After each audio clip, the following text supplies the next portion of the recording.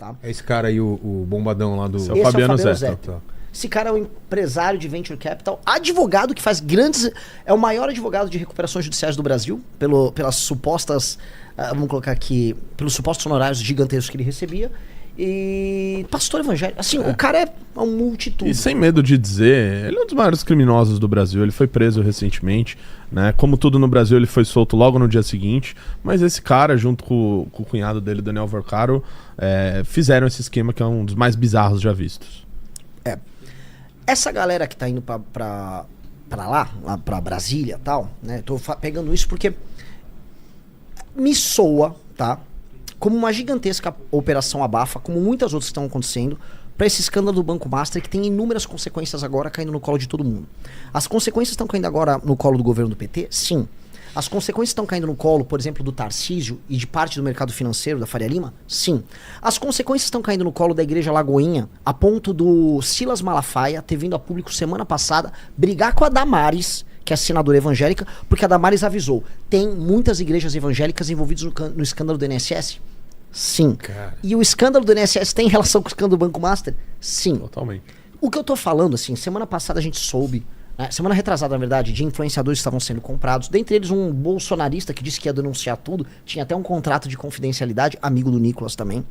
Mas o que nos parece, tá, é que não interessa a ninguém da política, nem do judiciário, nem do mercado financeiro, que se revele as entranhas do que aconteceu. Muita gente grande envolvida. É todo mundo que importa na política brasileira, tirando a gente, e, sei lá. Epstein do Brasil. É meio que um caso Epstein brasileiro. E todo mundo quer fazer sua parte pra esse escândalo desaparecer. Se tem uma coisa assim que toparia sentar numa mesa, ministros do STF, bolsonaristas, petistas, todo mundo falar, vamos pegar aquele aparelho de apagar a memória de todo mundo lá do MIB, todo mundo topava. Seria isso.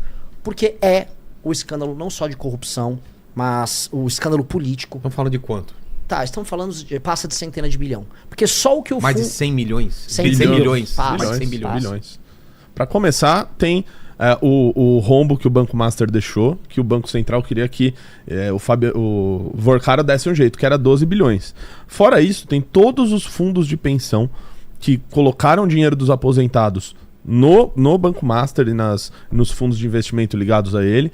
Enfim, se a gente for contabilizar um por um, com certeza passa de centenas de bilhão. Sim. A imprensa já está falando em 40 bilhões, 50 não, 40 bilhões, mas foi só a FGC. Foi só a FGC, exatamente. 41 foi só a FGC. Só que a FGC só pega cotas até 250 mil reais de pessoas que foram lesadas pelo banco. O que é o FGC? O FGC é o Fundo Garantidor de Crédito. Para caso aconteça algo do banco quebrar, etc e tal, as pessoas que têm o dinheiro investido nele, elas recebem até 250 mil reais. Ou seja, a gente que investiu mais do que isso, perdeu o dinheiro. Mas até 250 mil dá para falar. E a gente está falando de, acho que 12 milhões de clientes lesados aí por isso, né? Desde aposentados, pessoas que tinham algum dinheiro em algum fundo ligados a eles. E a gente já está falando de 600 mil pessoas que estão pedindo o dinheiro delas pelo Fundo Garantidor de Crédito. Então, é muito dinheiro envolvido. A gente está falando só no BRB, o Banco de Brasília, a gente está falando de 12,8 bi que foram, vamos dizer, comprados em títulos do Banco Master por conta de uma operação política, tá? Eu tô jogando as informações aqui, mas a gente vai repassar elas todas, tá? Ou seja, o valor passa de centena de bilhão. O que a gente sabe, por exemplo, que só uma corretora, não vou ficar citando nomes aqui, também para não tomar processo, vendeu coisa de 30 bi em CDB do Banco Master, pulverizou essa contaminação cancerosa do Banco Master por todo o mercado financeiro. Clientes pequenos às vezes recebia do corretor uma dica, não, o Banco Master tá pagando bem o CDB. E as pessoas foram caindo. Então, esse é um escândalo colossal, de dimensões colossais, que implode em grande medida o capitalismo brasileiro, tá? Ele tem um efeito dominó aí? Gigantesco, porque ele contaminou boa parte dos bancos e corretoras. Tem alguma coisa semelhante com o que aconteceu lá com a crise imobiliária lá nos Estados Unidos, que também deu uma abalada na economia? Assim. Parece. Não o tipo de coisa. De alguma maneira, sim, me parece que na parte que principalmente foram feitas algumas medidas regulatórias com relação aos bancos brasileiros, principalmente em 2019, 2020. e basicamente uma delas garantia que, no caso de bancos, etc., se você tivesse um prejuízo muito grande, né, o prejuízo seria socializado, ou seja, o Estado ia salvar esses bancos, e é o que a gente está vendo aqui no Brasil, né, principalmente nos fundos de pensão e etc. É o Estado que vai ter que colocar o dinheiro para garantir que o aposentado, no final das contas, receba alguma coisa do dinheiro dele que foi roubado pela turma do Daniel Vorcaro. E é esse é o estado das coisas agora.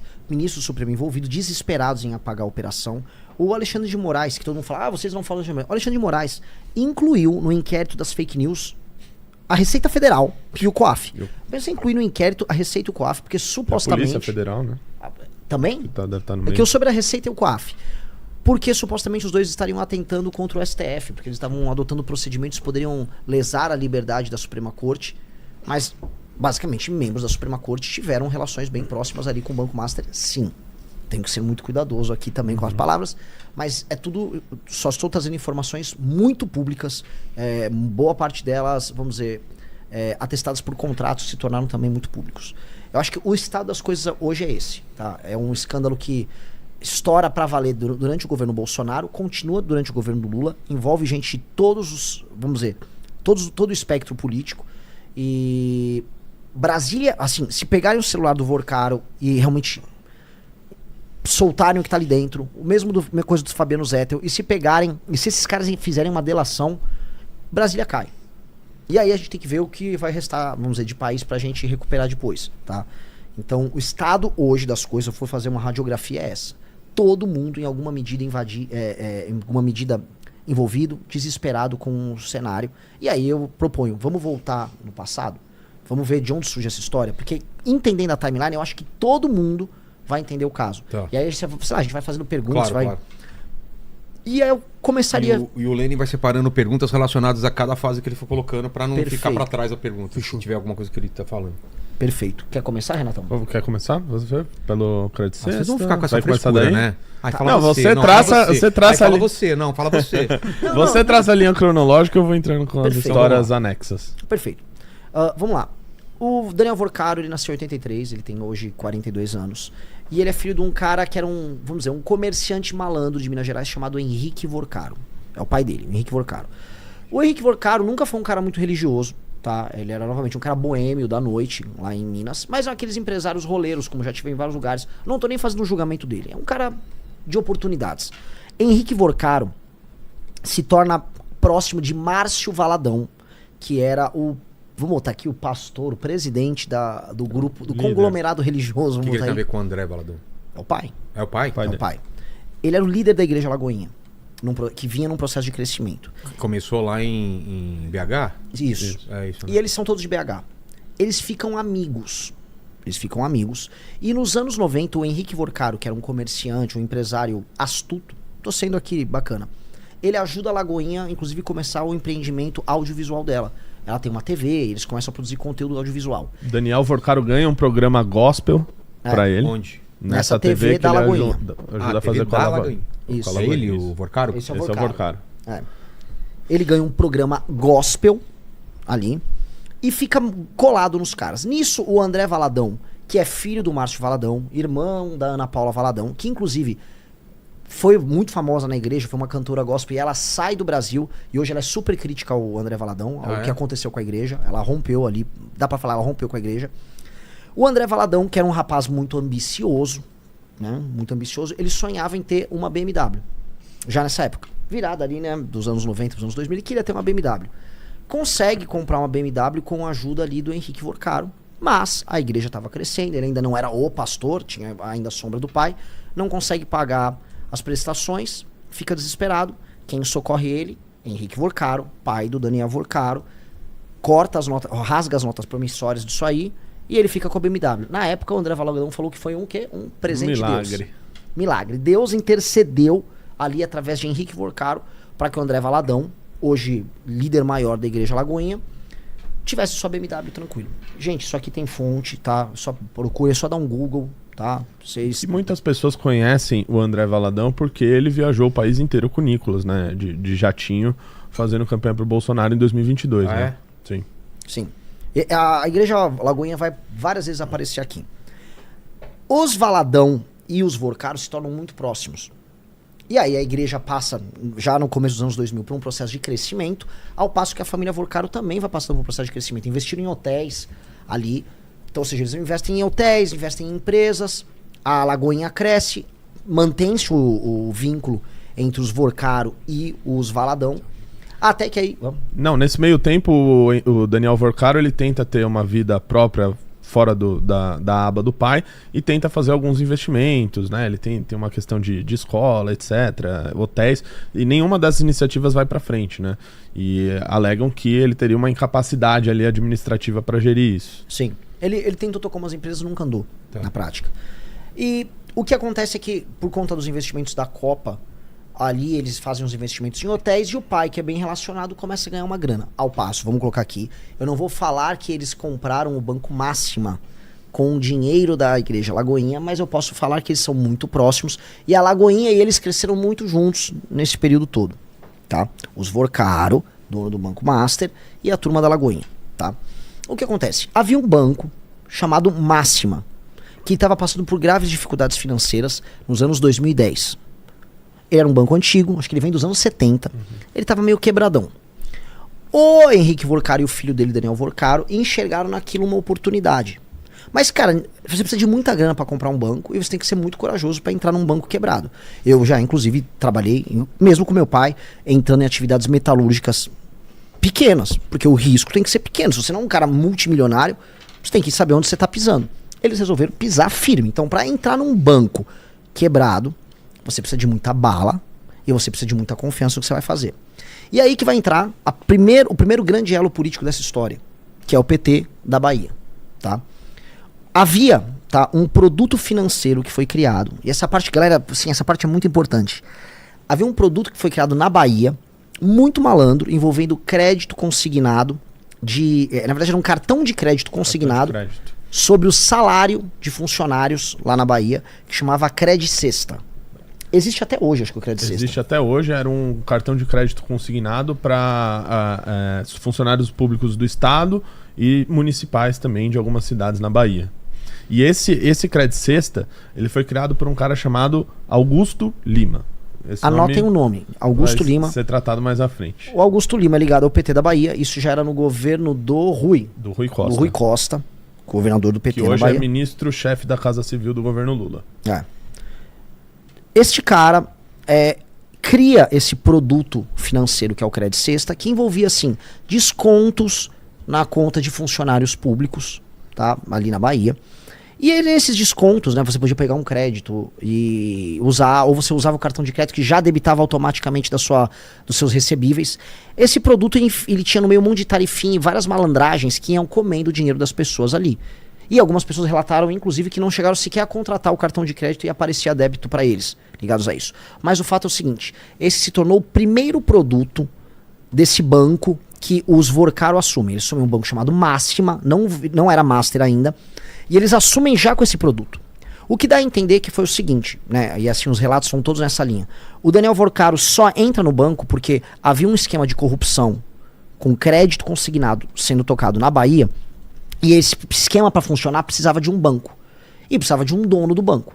Esse banco era o Máxima, a pessoa no meio era o Vorcaro, e esse Dias era o cara que tinha, vamos dizer, o produto para linkar tudo. E aí é criado o primeiro produto financeiro deles, que ainda era Banco Máxima, isso já é 2018, 2019, tá?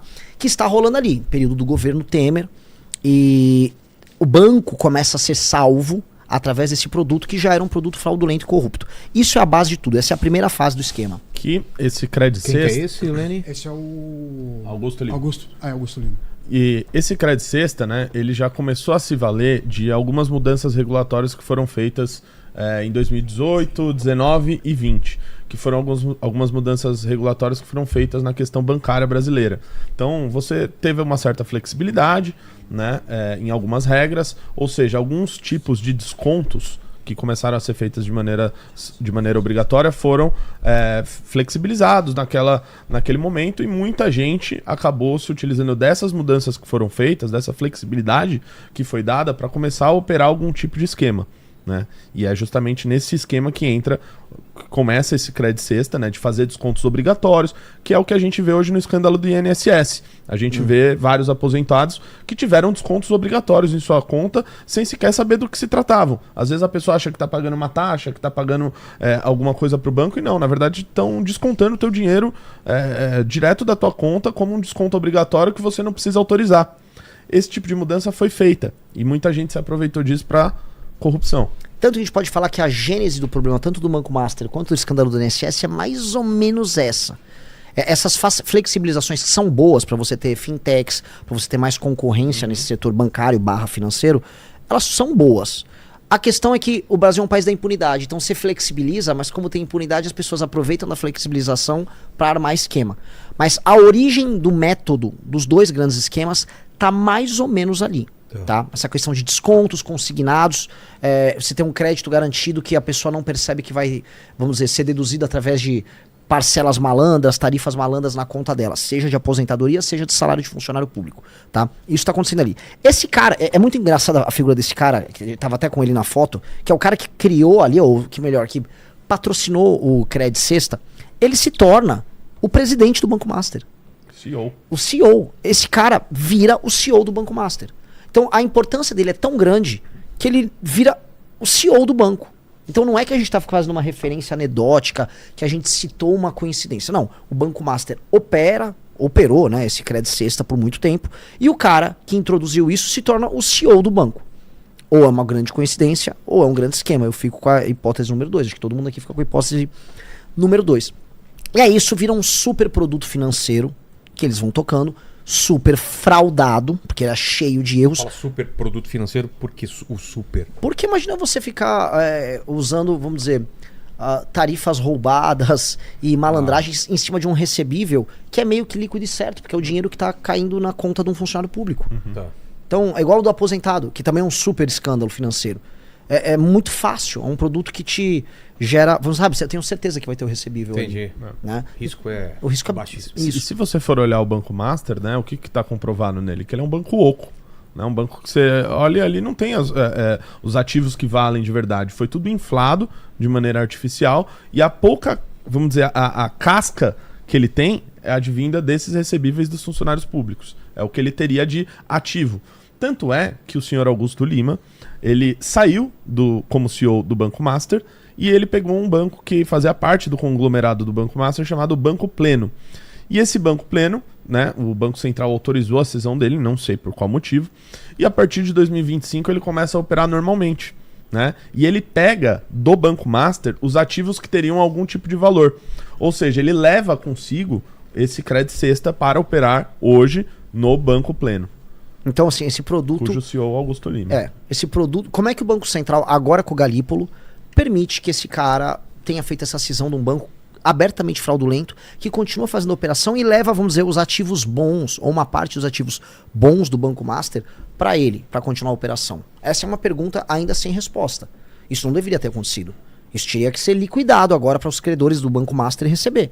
Mas não, ficou lá rodando ainda. Isto é, na prática, muito estranho. Isso é uma das coisas. E é muito estranho já numa gestão do Galípolo e já num governo do PT. Eu digo isso porque o PT fica tentando se livrar do escândalo. Fica tentando fingir que isso é uma coisa do Centrão, que isso não acontece. E é mentira. A gênese do escândalo é na Bahia. E uma das razões, inclusive, do PT não ter botado o pé no acelerador para atacar o Centrão e os Bolsonaro nesse caso, é porque o próprio governo Lula, isso tá na imprensa. Novamente, tudo que a gente tá falando aqui tá calcado na imprensa. Eles receberam um alerta do PT da Bahia. Tira o pé aí que vai sobrar pra todo mundo aqui. Vai chegar na gente aqui. Pra todo mundo. A começar o Rui Costa, que era governador do PT e que tá no governo Lula, ministro da Casa Civil. Chega no Jerônimo, que é o atual governador também. Então, é um escândalo de proporções enormes também pro PT, tá? O que acontece? Assim, é muito difícil a gente explicar para as pessoas que não são de mercado financeiro, não são operadores. Vamos tentar deixar simples, né? Explicar como é que funciona isso. Mas esse produto financeiro, né? Ou seja, esses cartões de crédito que eram baseados em recebíveis, que eram descontados do salário das pessoas, virou um produto que eles poderiam vender para outras instituições ou caucionar outras coisas. E eles começaram a enfiar isso em outros fundos paralelos. Tá? Que aí é uma parte que é a parte 2, a gente pode colocar aqui, que é quando você começa a envolver o Banco Master com outro fundo, esse também alvo de investigação, bem grave, que chama-se REAG. tá? Que é... Fundo Reag. Isso. E a partir disso, com essa venda dessa carteira que eles conseguiam por meio desses descontos obrigatórios, por meio desses consignados que eram feitos por esse qual que é o nome mesmo? Do Sexta, do Credit Sexta. Eles começaram a investir, né, nesse fundo do Reag. O que o fundo Reag ele fazia? Ele começou a comprar títulos que, se você tivesse... Eu coloquei essa roupa ridícula e você ainda não se inscreveu, deu like e comentou? Que palhaçada!